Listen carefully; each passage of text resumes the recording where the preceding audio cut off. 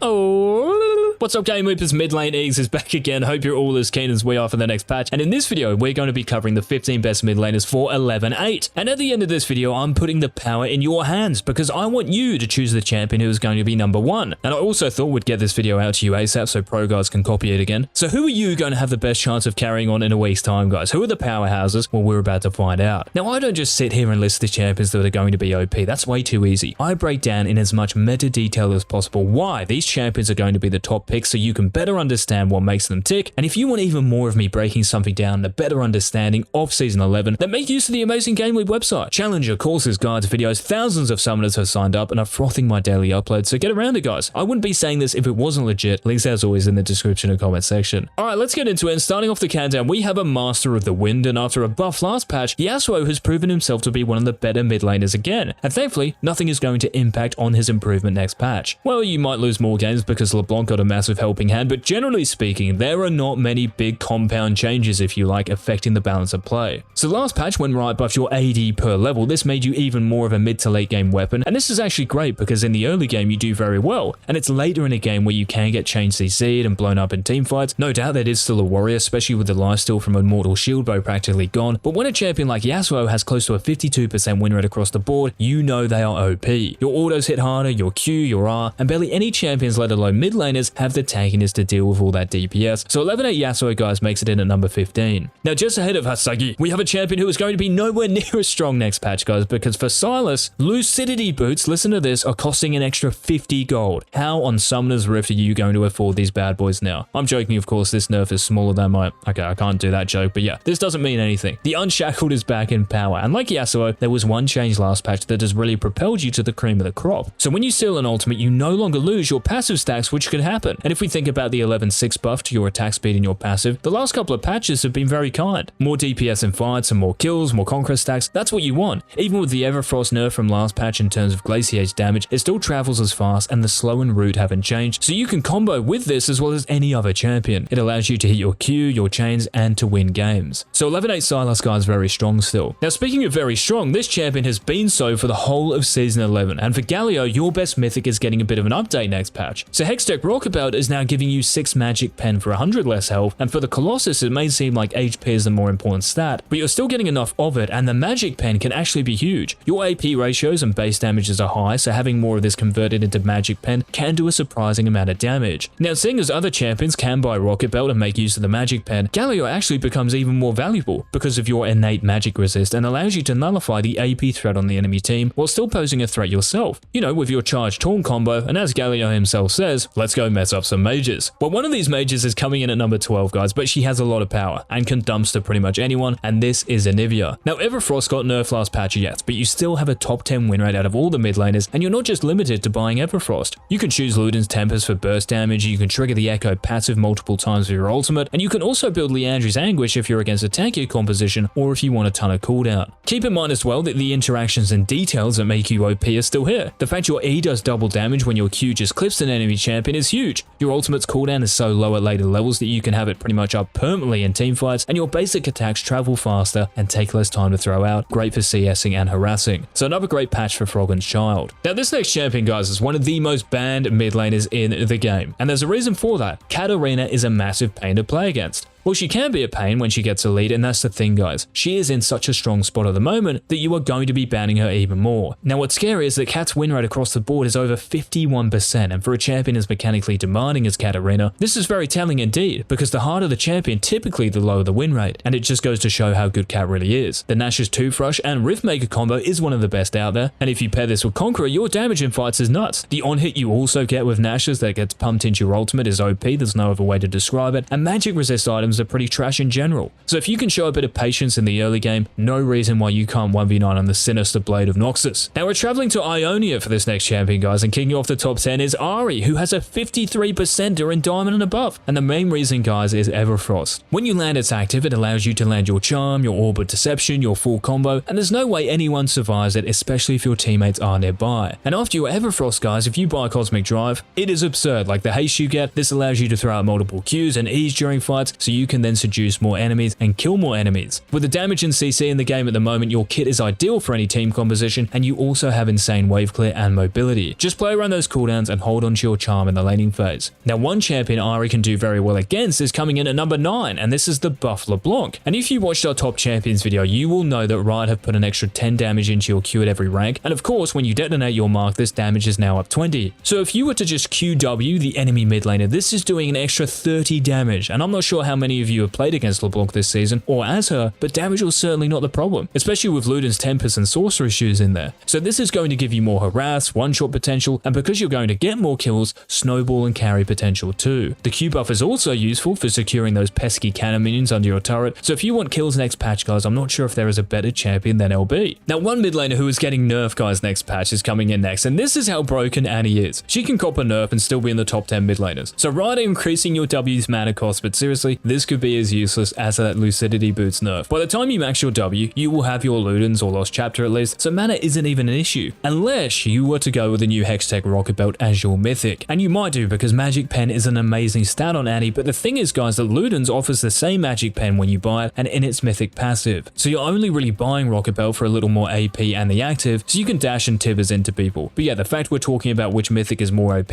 goes to show how good Annie is, so no reason to worry about this 11-8 nerf. Now, ahead of Annie, guys, we have the first AD assassin of the countdown who is actually getting jungle buffed in 11-8, which will also help mid lane Zed out. And listen to this, guys, Riot are changing your passive so its cooldown only applies to enemy champions, meaning that you can auto attack and proc the extra magic damage multiple times on minions and monsters. So in lane, if you're trying to shove a wave or clear a few minions before they hit your tower, it's a heck of a lot easier to do so. Like, just think of a cannon minion, for example. As soon as it's lower than half HP, you can proc your passive every time you auto it. And when your jungler's not looking, you can take raptors or walls or even blue buff if you like living on the edge in no time at all. Now, it's going to be the first time I've mentioned this in this video, so I want some recognition in the comments. The Seeker's Arm card nerf from 11-6, coupled with the strength of the lethality items, put Zed right into contention for the best mid laner, so embrace the shadows in 11-8. Now, similar to Zed, guys, this next mid laner got jungle buffed, but also mid lane buffed in the process. So for Diana, 11-8, you will be stronger. So your passive is dealing more damage to monsters, but your passive's attack speed is higher until level 18, meaning your combos are cleaner, and it's easier to stack up Conqueror, so trading with you is very difficult. The change to Rocket Belt is also enticing. The Magic Pen will definitely help you one-shot whoever you're against in the mid lane, and everyone else on the map for that matter. At this point in time, guys, Diana has the highest mid lane win rate with over a 53%er, which shows how OP she really is, and the 11-8 version is even better. Alright, well now it's the top 5, guys, and if you're enjoying this series, be sure to let us know by hitting that like button and for the timestamps too, and make sure to check out the GameLeap website when this video ends. You see, after coaching hundreds of students to division and tier climbs, you get access to champion-specific videos made by me on the daily. So if you want to climb, it's all waiting for you.